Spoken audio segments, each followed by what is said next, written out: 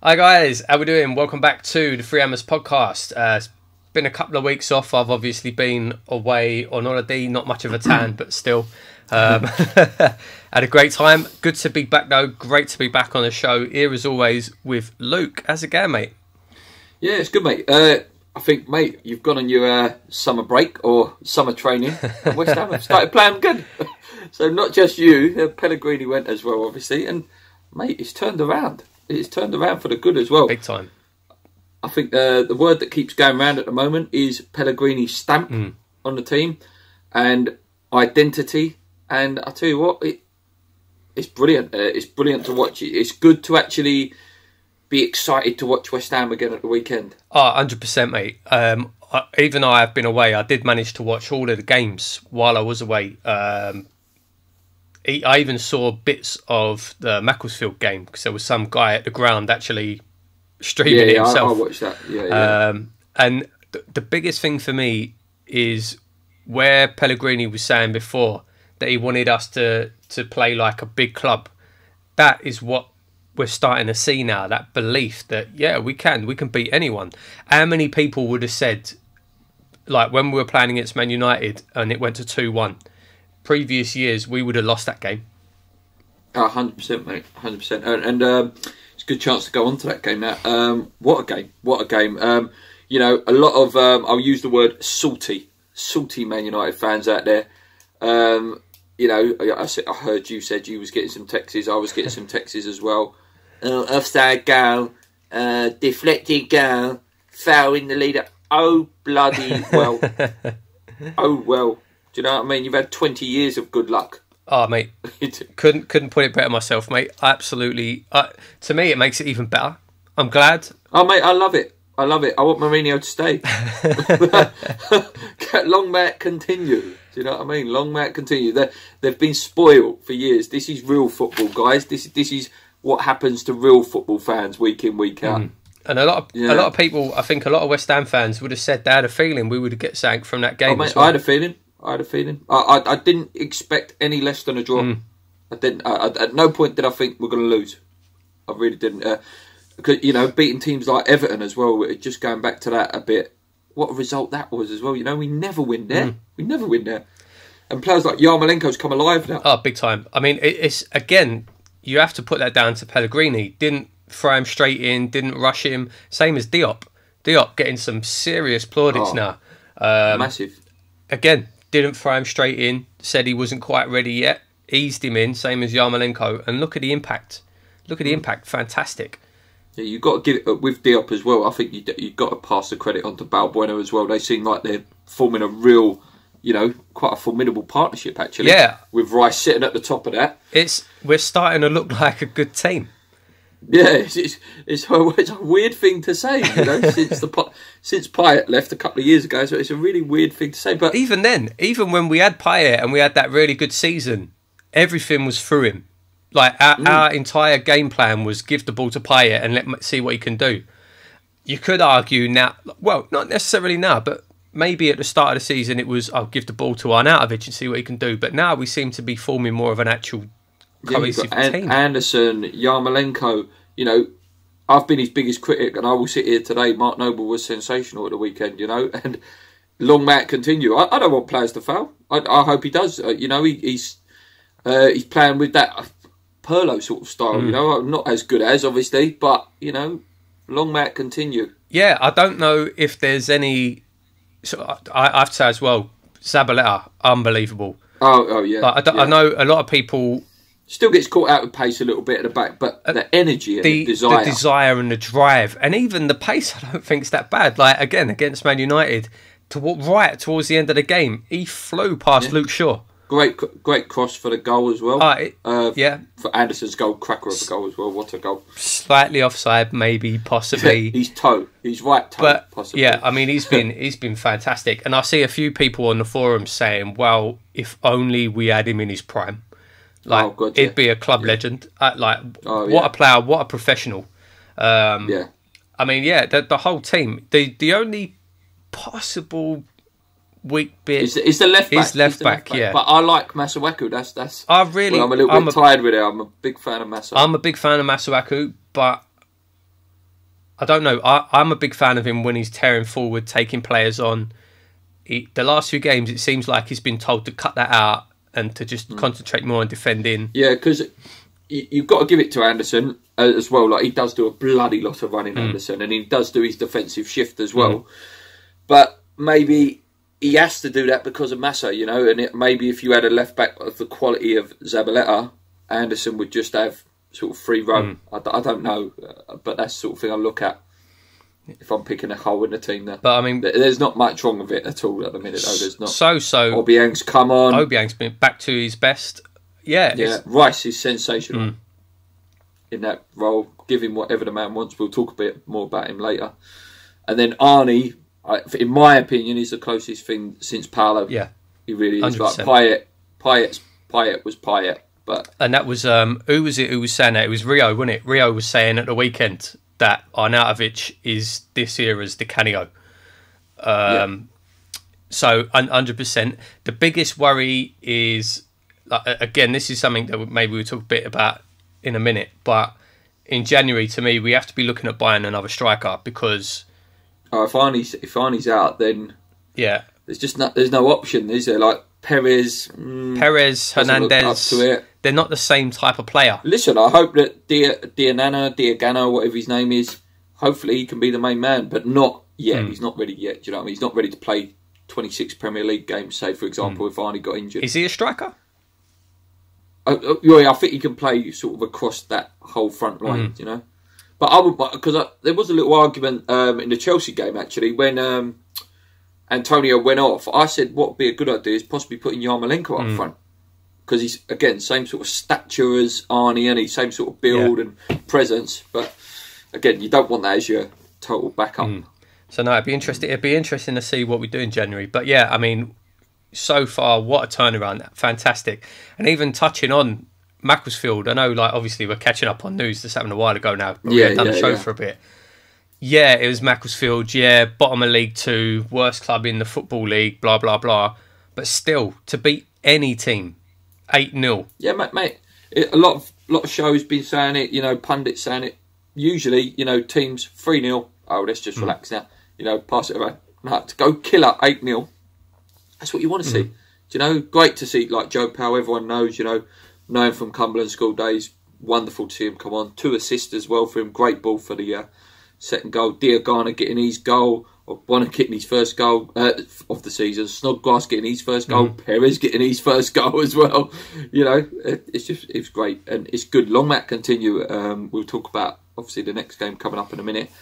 The other goal, obviously, Yarmolenko deflected, like massive deflection. But you don't shoot, you don't score. Yeah. At the end of the day, you shoot, they can go anywhere. And maybe that's the thing that's killed us a lot in the past, just that we don't shoot enough. Yeah, I agree, mate. I think you're absolutely right. And he is a player that is constantly going to be looking to do that, to cut in and shoot. And it's a weird thing. Like, I said, again, you can go back in previous shows, I said right at the start of the season, Yarmolenko is going to be the signing of the season. Oh, mate, he's sensational for me. I said that right at the start of the season. But he's a funny player to watch because, and I've noticed again, a few people again talking about this, there's always 2 players at least marking him. Like, the opposition managers are constantly aware of where he is. They're obviously worried about him. But he's so one-dimensional. Like, when you watch him play, you know exactly what he's going to do. Yeah, he's quite stand-up as well, isn't he? Like, he's not. It doesn't look like he should be agile, but he is. Yeah. For a tall guy, it's that thing, isn't it? Good feet for a tall man. And he's got no right foot at all. But that's what, everyone knows what he's going to do, but he still manages to do it. That's the sign of a good player. Do you know what I mean? Even though you know what he's going to do, you can't stop him. Great player. That's it. And obviously the final goal, Mark Noble picked a lovely defence splitting pass, and you don't want it to drop to anyone else but Arnie, and Arnie puts it in. And game over of Dream World. Yeah. And by all accounts, one of the best atmospheres in that stadium so far. So brilliant. So we haven't actually lost a game in 4 matches as well, which is unusual. Obviously, 3 wins and a draw, isn't it? Yeah, we drew to Chelsea, isn't it? Yeah. And to take a point off Chelsea as well. Could have won, should have won. If Yarmolenko had got that header on target, I don't know how he missed it. I think if Arnie would have started, well, if Arnie was fit, I think we would have won. But yeah, I mean, it's like you say, what a turnaround. Go away to Everton, beat him 3-1. Unlucky not to beat Chelsea. Tear apart Man United. Like, unbelievable. But then, and obviously this is what we're going to go on to, but now is where it's important that we carry on to see like where that. you are outside. Yeah, because obviously we're going to... I may do a preview, guys, but we might treat this as a preview, so treat this as the preview for now. Yeah, Brighton is the next game, and last year, mate, they took 6 points off us. I think it was 3-0 and 4-1, I believe. I think it was sort of one of Slav's last games as well, wasn't it? The Brighton game, which was probably one of the worst games I had to sit through last season. Yeah, they're tough, you know. They throw bodies on the line. I think they only lost 2-0 to Man City at the weekend, I think it was. You know, and they kept Man City quiet for a little while. But yeah, this is where, like you say, that big team thing, if you're going to start heading in that way of becoming a big team, you've got to beat your Brightons. No disrespect to Brighton, but you have. No, 100%, mate. And again, like you say, no disrespect to Brighton at all. But and I'm not expecting us to turn over and to turn up and for them to roll over. I'm not expecting that. I'm not expecting it to be an easy game. But it's exactly like you just said, mate. If we're going to be that, if we're going to have that big club mentality that Pellegrini wants, if we're going to go and start taking points off Man United's, the Chelsea's, then these are the games we have to be winning. The likes of your, obviously we're nowhere near their level, but the likes of you know, your Cities, your Liverpools, even, you know, your Man United's, not so much this season, but your Tottenham's, your Chelsea's, they don't lose those games, and that's what makes them such good teams. Well, it's not even so much the teams. It's, you know, your teams like your Tottenham's, Man City's, blah blah blah blah blah. They can put 5 to 10 win streak, or 5 to 10 don't lose.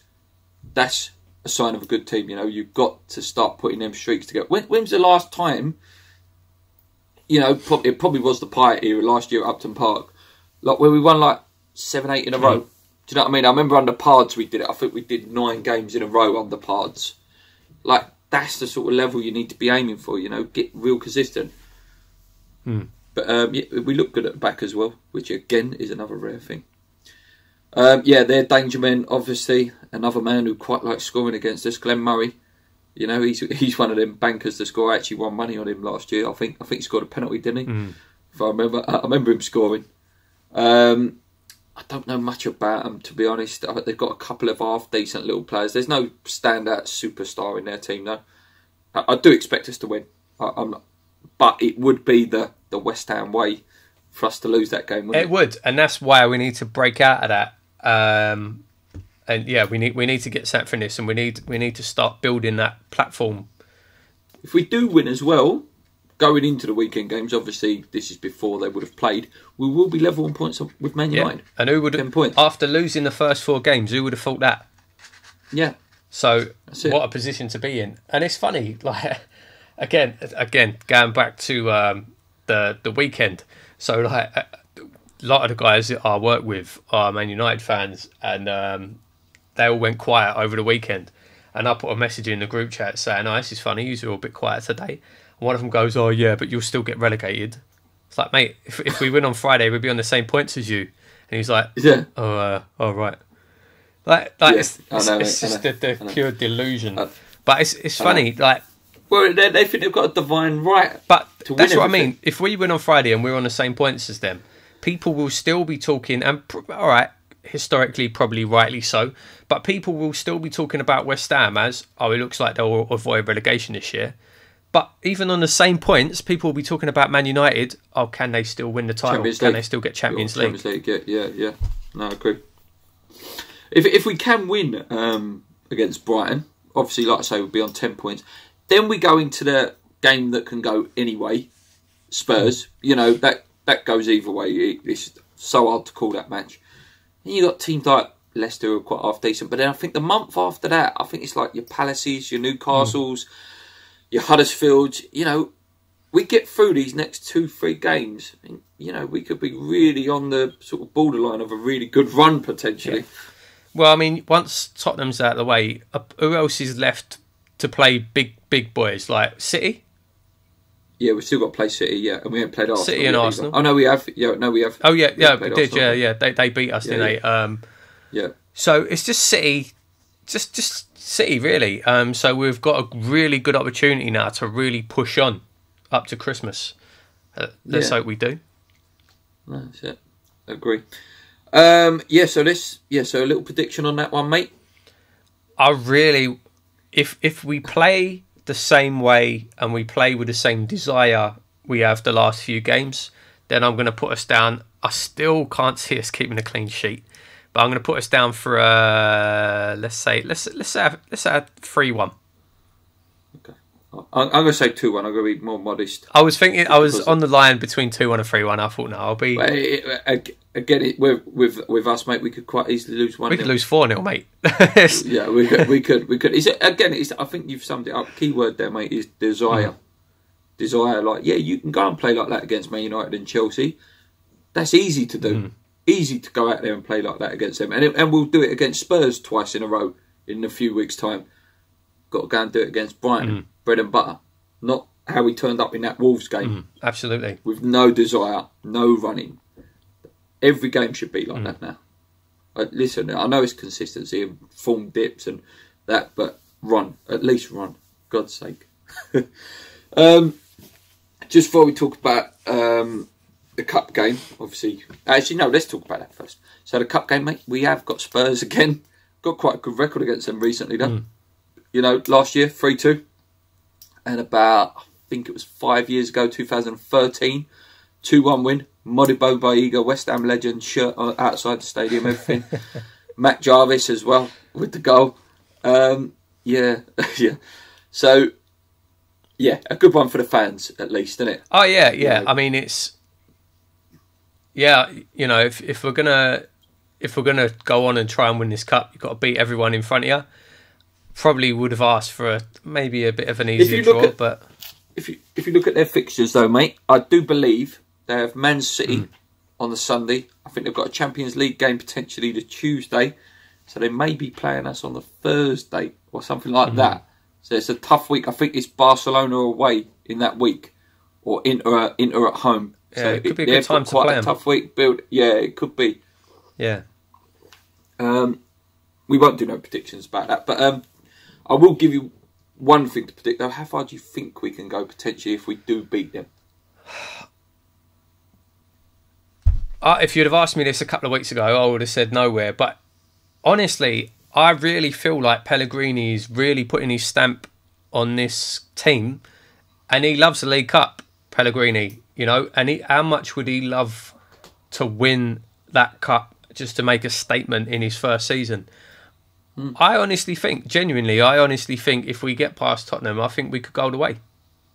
Yeah, no, I know. I believe that as well. I hope so, mate. We need it, you know. We need it, and you find so many times. I'm not saying we're going to go and win the league at any point. Please don't put that in my mouth at all. But how many times does the big teams, the first cup they win is that League Cup? You know, Chelsea, City. I think Liverpool obviously won it a few times, but it's that is sort of like the benchmark of that's our first one. And then they go on. It's like they believe they can win a cup from that point onwards. At the end of the day, whatever cup you win, it's still a cup. Yeah. And it's still an achievement. And people might go, it's a Mickey Mouse Cup. And I know if we ever won it, the Spurs fans, Mickey Mouse Cup. Yeah, of course. Mate, it's more than they've ever won in my lifetime. Yeah. I think they've won it. I think they've won it in our lifetime. No, I mean West Ham. West Ham. Yeah, West Ham. Yeah. Yeah, no, it'd be brilliant. And hopefully, long may the journey continue. Let's talk about Declan Rice then, mate. This contract thing keeps rumbling on, and it's, you know, we was talking about it before you went away, talking about it now. What do you think, mate? What do you think? I can understand both sides. It's a no-lose situation for Rice. Rice can't lose. He's under no pressure whatsoever to sign this contract, because the longer it goes on, the more he's going to get. You know, the longer it goes on, the more he's in the press, the more he's getting hyped up. Especially plays for England. Yeah, and he will. He will, definitely. He'll play for England.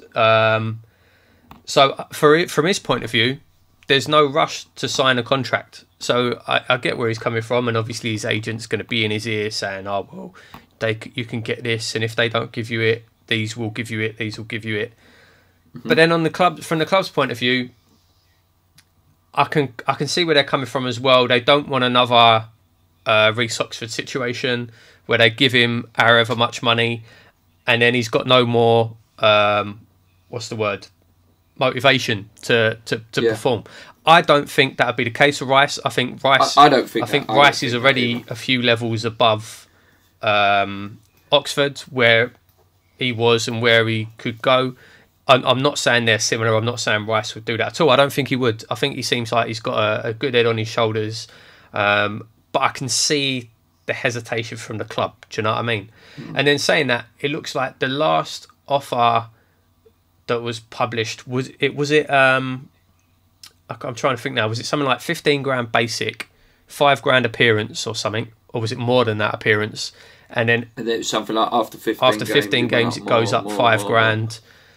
To me, that seemed like a fair offer. I looked at that and I didn't think, oh, we're insulting him with that offer. I thought that looked like a fair offer. So I do expect it to get sorted, unless you get the likes of a Man City on his agent saying, run his contract down and we'll sign him up. Then what are you going to do? Do you know what I mean? But I really hope it will be a big shame if we lose him. Massive. He's a huge talent. Yeah, massive fee we could get in it as well. Let's pretend that, let's assume we didn't keep him for a long time. By the time that guy's about 23, 24, you're looking at potentially a 50, 60 million pound footballer there. Easy. Potentially, yeah. Especially if he plays for England as well. As soon as you play for England, your price goes boom. Do you know what I mean? Harry Maguire, 75 million pound. You know what I mean? John Stones, 60 million, doesn't even get in the Man City team. Yeah. Talking about players, obviously at West Ham, mate. Obviously, we're saying about the turnaround, and obviously it seems that Pellegrini's found his team. Where is there a place now, mate, for your Jacks, your Lanzinis, your Andy Carrolls, your Winston Reeds? There's, I would say, Wilshere, not on current form, no, but obviously you've got to take age into account as well. For me, Wilshere comes in place of Noble. So, like I say, I'm not saying that as soon as he's fit, he should replace him. And I hope that Mark keeps his level of performance up. But for me, Jack would come in for Mark, depending on the game. So again, Lanzini's a weird one because at the minute we're not really playing an attacking midfielder. I would say home games against your lesser sides, then I would put Lanzini in Noble's place, or Noble or Wilshere. And then against the bigger teams where we need to be a bit more solid, that's where I would then play Wilshere or Noble. Do you know what I mean? Carroll, I have to say, and I've been a massive critic of Andy Carroll, Carroll would be a fantastic backup for Arnautovic right now. He really would. It's exactly what we need. Because it looks like Arnie's knee could go at any time. It really does. It's quite scary every time he goes down at the minute. And you need that focal point. The way we play at the minute, you need a focal point. And I'm not saying long ball. It's just that distraction. Yeah, the way that we are playing at the minute, can you imagine the likes of Felipe Anderson and Yarmolenko playing off of Andy Carroll? God, yeah.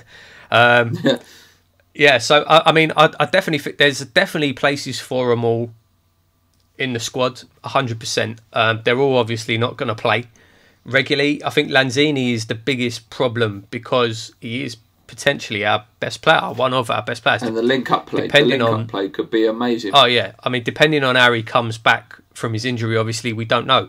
But that's going to be the hardest one to fit in. But yeah, I mean, like I say, for me, when we're going more attacking, it would be Obiang, Rice, Lanzini. And then when we need to be a bit more solid, it would be Obiang, Rice, and then Wilshere or Noble. Yeah. That's a bloody good problem to have, though, mate. Oh yeah, I think that's the best way to describe it. Like to have, Jack and Lanzini potentially on the bench. That's a bloody good bench from a few years ago. Do you know what I mean? But it was just kids and that. Yeah, what about Fredericks as well? What do you make of Fredericks at the minute? Just on a few of the fringe players around the team. I mean, he's still young. Great goal against Macclesfield. It was a very good goal. Took it really well. Zabaleta obviously keeping him out of the team at the minute. I do think that by the end of the season, Fredericks will be playing regular. I think he will come in to replace Zab. Hopefully, Zabaleta can just teach him everything as much as he can. That sort of work rate, if that rubs off on him, fantastic. But yeah, I'm not too worried about Fredericks. I definitely think, like I say, by the end of the season, he'll be playing a lot more regularly. One thing I do want to say actually is again a player who's really turned it around, Snodgrass. Mate, you got to give it to him. When he comes on, he runs his socks off. Yeah, absolutely runs his socks off. Like, fantastic, great to see, and that's what you want to see from a player coming off the bench. Is that fight and that right? We're still going here. We're not letting them back in. Well, he's the a game. good one to come on, isn't he? He's a bloody good one to come on if he's going to run his socks off for you for that. Absolutely. 20-25 minutes that he comes on. You know, Ryan from West Ham Fan TV made quite a good comparison. Obviously, he's not on that legendary level, but he said he could be our new John Moncur sort of thing. You know, comes on, runs around a bit, frustrates people, and has got a little bit of technique with his passing and stuff. Oh yeah, yeah, no, definitely. Couple that Perez, I'm not really impressed with, if I'm honest. Yeah, he looks a bit lightweight again. It's a bit harsh, I know, to judge him. I don't see much place in the team for Chicharito either, if I'm honest. No, I mean, again, for the system we're playing at the minute and the way we're playing, I don't think. Not that I dislike the guy. I don't dislike the guy, but I just don't think he suits our style. No, it's a shame. It is a massive shame. I would love nothing more than to see Hernandez playing regularly and scoring goals. And to be fair, even though he hasn't really played much for us, he's still got a good record. Yeah. He's still, when you play him, he scores. It's just fitting him into that system. It's going to be difficult. What about? So I'm working my way through the team here, mate. What about Cresswell? I think he'll go in the summer. If I'm honest, I think his time at West Ham's up. Yeah. Obviously, he's there as cover at the minute. I don't know. I don't really like the guy anymore. I mean, he's again. We've said this a few times on the show. Since what was it? Was it last year or the year before when he had that really bad injury? Yeah, the ankle injury. And he hasn't been the same since. He doesn't really make tackles anymore. His delivery's not sort of there anymore. No, I still think he's a good backup. But then, like we were talking about earlier, if we're going to bring in a top level left back, then obviously you've got Masuaku's kind of backup. But then who knows? Maybe Masuaku this season will really develop under Pellegrini. I don't know. It's a weird one. Probably the biggest one that I'm sad to see is Adrian. Yeah, but Fabianski. Oh yeah, there's obviously no way Adrian gets in front of him. That save from Fellaini's header. Yeah, he is unbelievable. He is a class above. Fabianski is definitely a class above Adrian. There's no doubt about it. I love the commentators keep saying it as well. The way he comes off his line, he don't mess about. He spots the danger, and boom, he's there. Yeah, that's something that you didn't have with Adrian. He used to flap a lot from crosses, whereas Fabianski is just boom, that's mine. So yeah, fantastic goalkeeper, brilliant signing, really good signing. Yeah, no, I'm really impressed. Really impressed. Yeah. So let's move on to the questions. You know, half hour in, let's move on. The first one, excuse me for going really close to the camera, guys. I've got to read it off the laptop. We all love a cup run. If we can get past Spurs, do you think we can? Do you smell a League Cup final? Yeah. We touched on that a little bit earlier. Yeah. Who would you like to play in the final then? I want Derby. I want Fat Frank. Oh, I don't, because he'd beat us. I wanted Derby next round, but obviously he's got his tie with Chelsea because the League Cup tie, guys, before you know, is not fixed at all. No, of course not. No, never been fixed at all, that draw. I'll take anyone. Although I have to say, Derby would frighten the life out of me because Frank would beat us. I know he would. So it just happened to wind us all up. But yeah, anyone, all comers. Just one more thing before I carry on with the questions, mate. What do you make on? I know we're biased, we're West Ham fans, But what do you make on the comments? I think it was Paul Scholes and people like, I think Danny Murphy said it, most of the match of the day, and pundits around Britain at the minute. Arnautovic, best striker outside the top 6. Yeah, definitely. Yeah. Or actually, sorry, not best striker, best player. Best player. Player. Big statement. Player. That's a huge statement. Obviously, the one that's closed is Zaha. They're saying Palace. Yeah, I mean, they're both game changers. They really are. I would say we've got the best front 3 outside the top 6. Easily. I would say easily. I think our front 3 will go toe to toe with any of the top 6. Getting back to United, mate. A lot of United fans are upset that they didn't push on with Anderson because they've been linked with him for about a year or two, but no one, bit that bullet and took him. Yeah. Let us know what you think, guys. Do you think Arnautovic is the best player outside the top 6?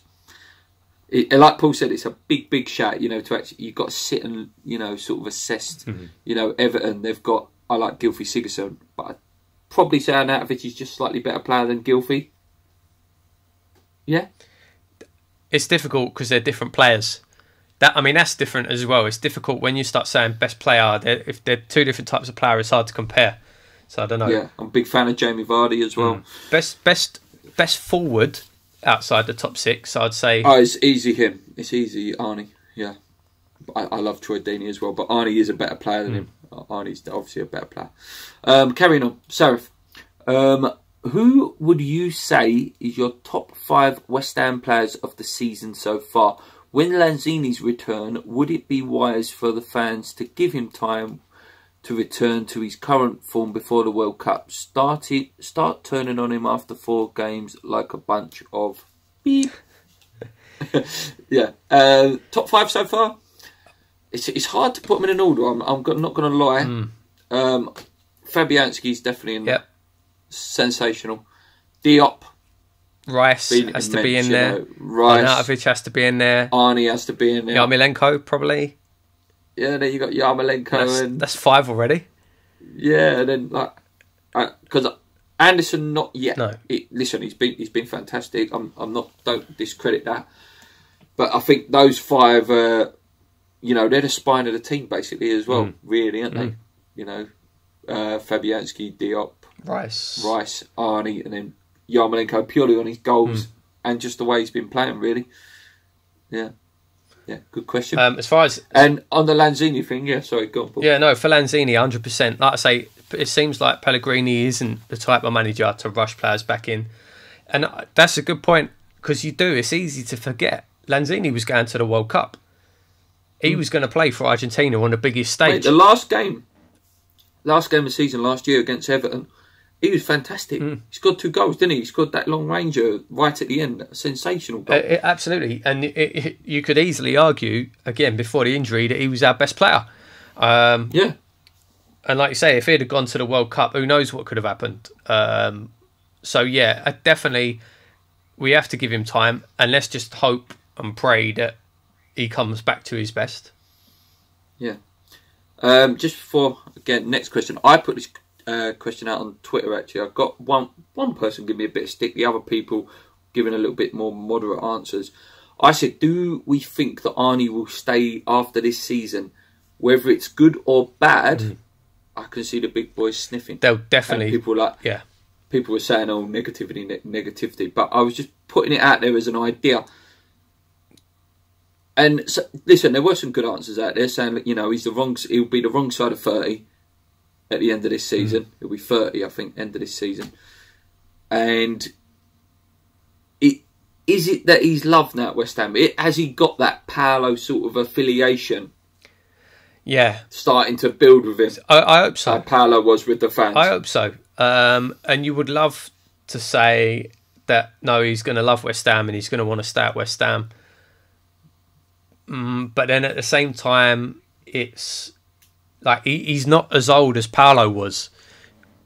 Paolo was a bit older, whereas Arnie could be thinking this is his last chance to really. Yeah, and it is that poor man's Zlatan thing with him, isn't it? Like, I can see Arnie potentially playing till he's about 36. He's a fit guy. His knees a little bit playing up.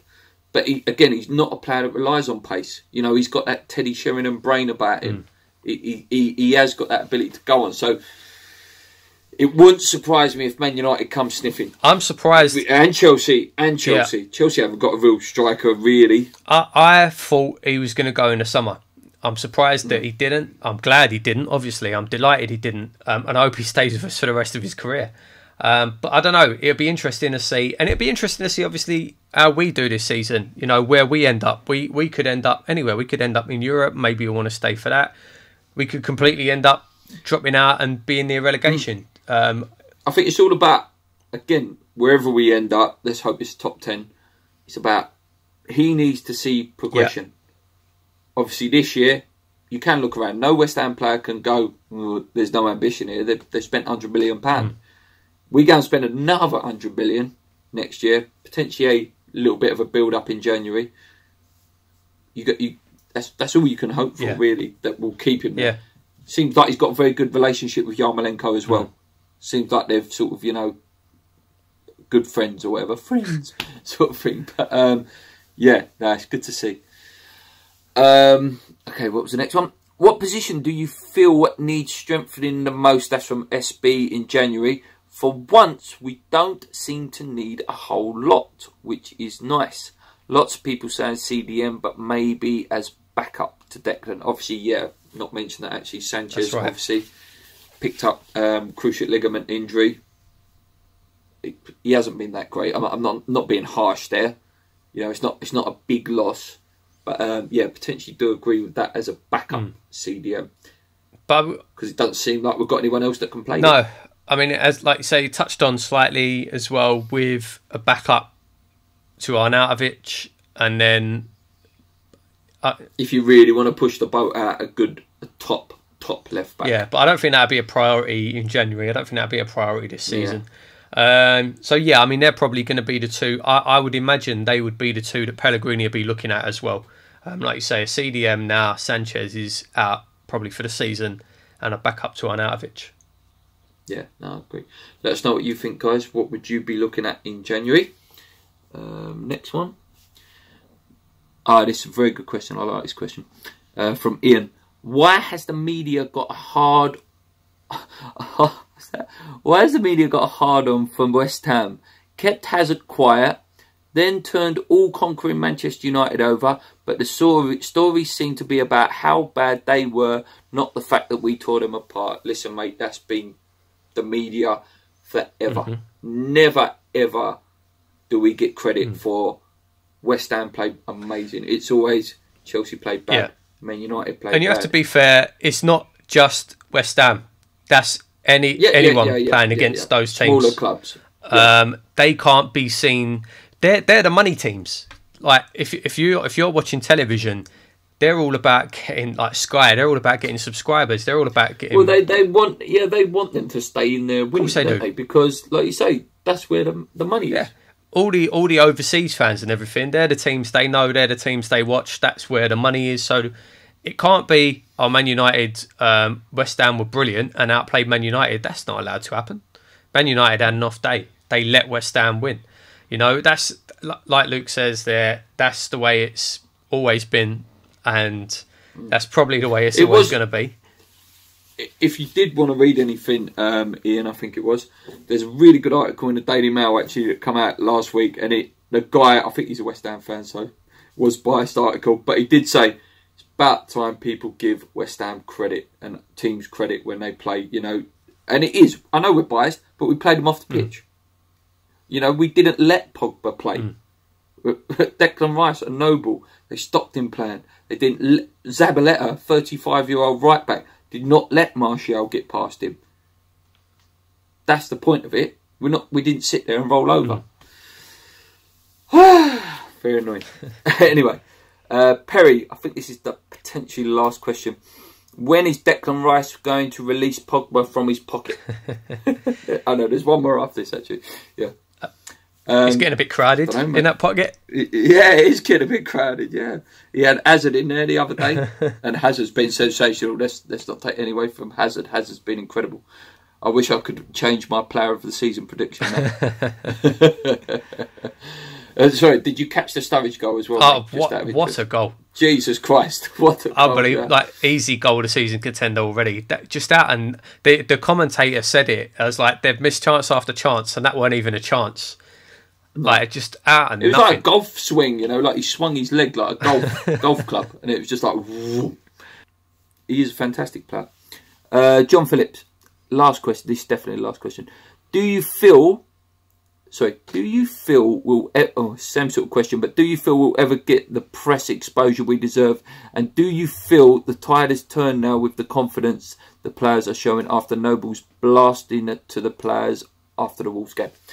Hopefully we can get the credit we deserve. It makes a big difference from bloody all the Tevez crap and the Payet crap and the Phillips crap and the stadium crap, the David Sullivan opening his mouth every 2 minutes.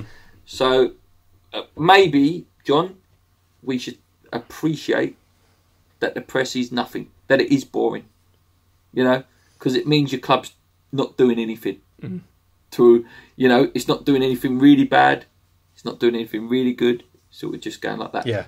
The papers don't want to write about that, and that's the sort of club we want to be. We want to be that club that's there at the minute. We need to steady that ship, and I think that's why Pellegrini was brought in. Apparently that's why he was brought in at City as well at the time, to just steady that ship. In regards to the confidence, I think it's clear to see, mate. We're passing the ball around lovely. It looks like players actually want to have the ball. Yeah. And I don't know whether you noticed it, mate. I think you did. Like the Man United game, we actually look like players that can control and dictate a game. Yeah. No? Yeah. Like we've not had that for ages. Where you look at the players and think, God, these players actually like dictating, and they're looking for that forward pass, and they're looking for for the last few years. I've watched other clubs, I've watched other teams play. Not even just the big clubs, just like other clubs, like the likes of like Watford and Bournemouth, and you watch them play, and I've watched them and thought, why can't West Ham play passes like that? Why can't we play triangles like that? And now we're starting to actually do it because, like, I think that's a good point that you just mentioned there, mate. Like the players look like they want the ball. No one's hiding. They're confident. They're enjoying their football, and that's what you want. That's where you're going to start seeing that nice football being played. No, it's brilliant. That's all the questions. Just on the little topics that we usually pick up on. Obviously, there's been a few boxing matches over the last couple of weeks. Anthony Joshua, obviously, well done to him for beating Povetkin. Oh, nasty knockout that was. But again, if that man hits you, it is all over. Yeah, it really is all over. Said at the time, mate, like 100%. There is not a fighter in the world that if AJ it clean would not go down. Like, he's an absolute monster. Yeah. And obviously it looks like he will potentially fight the winner of the Fury Wilder fight. That is definitely happening, guys. I know there was a little bit of thingy of whether it's going to happen. I still don't know what way that's going to go. I really don't know what way that's going to go. That's another one. If Wilder hits you, it's all over. But again, I think if Fury hits you, it's all over. That's heavyweight boxing. Like if he hits Fury, won't be able to take a Wilder punch. But he's just such an awkward fighter, Fury. He's all arms. He's He's very. You've got to give him a little bit more credit. He is quite good defensively. He is awkward. His footwork is atrocious, but he's so long and rangy. He's so awkward to actually hit. But that geezer's going to swing from like round here, big bloody haymaker or whatever, and it could kill him. Knock him out. George Groves unfortunately lost to Callum Smith. Really unfortunate it was. I'm a big fan of George Groves, but I think that he should call it a day now. I really do. I think he should call it a day. This weekend, Conor McGregor. Any UFC fans out there? He's going to fight the man he attacked on the bus. I'm quite nervous for Conor, actually. This guy is a renowned, fantastic wrestler. Oh, yeah. And, Conor... He's terrible on the ground. Striking ability, yeah. And I've watched a few of this guy's fights because, I'm not massive UFC fan, but watched a few of his fights, and it seems, he takes a few shots for a couple of rounds, and then boom, he gets you. And I can see that happening with Conor. Yeah, 100%. I think Khabib wins. I think he wins. McGregor's been out for a long time as well. He hasn't fought for a long time. Well, that last fight was that Nate Diaz fight. Yeah, he won on points. So he's going to be a bit rusty. Yeah, I can't see McGregor winning. And he's as entertaining as he is to watch. He's absolute prat as well. I can't stand him. He is a very funny man. He's a very, very funny man. Just one more on boxing, mate. I can't remember whether you said you watched it or not. Canelo versus Triple G. Yeah, robbery. Absolute robbery. Like, yeah. They're talking about going again, and I don't see the point. I don't see the point of Triple G fighting him again, because he's not going to knock him out. He ain't got the power to knock him out, and he's never going to get the decision. Unless that fight is not in America. But there's no point having that fight. But Canelo will not fight outside of Vegas. No, because it's Oscar De La Hoya's state. It's pointless. It's a completely pointless fight. If Triple G's just putting losses on his record for no reason. It's disgrace. Both fights are absolute disgraceful decisions. It is. Canelo fought better in that second fight, but I don't think he won. No way. I don't think he did enough to win. 7 rounds? No way. There's no way. No way. Yeah. That's the thing. Like, we love boxing. We love boxing, but it is the most corrupt sport in the world. Oh, it is. It is. I used to absolutely worship Oscar De La Hoya, but that man is one of the most corrupt men in boxing now. He is. That Golden Boy Promotions, I think the other geezer's called Bob Arum or something like that, isn't it? Yeah. Some of the most corrupt people in boxing now. It's unfortunate. It really is unfortunate. Oh, dear. James DeGale did win on Sunday as well. For anyone who's a real big boxing fan, he knocked the geezer out. And Chris Eubank won as well, and they're calling each other out. That could be a really good fight, that could actually. Chris Eubank, James DeGale. That's a good, tasty one for the future. That is it, guys. Thank you for tuning in as always. Those subscribers are flying up, you know, it's really, really good. And I'm trying really hard to keep the content coming each and every week. And I really, really appreciate it, guys, all the comments that you leave. Yeah, I think that's enough for this week, mate, don't you? I think we've talked enough about it. It's good to be back. It's good to be back. Yeah. Yeah. Until next week, guys, hopefully we bring you a win from the Brighton game. It's the international break, so we probably won't do one the week after that. But until then, guys, come on your irons, keep believing. We've finally got something to believe in again. Let's go. Cheers.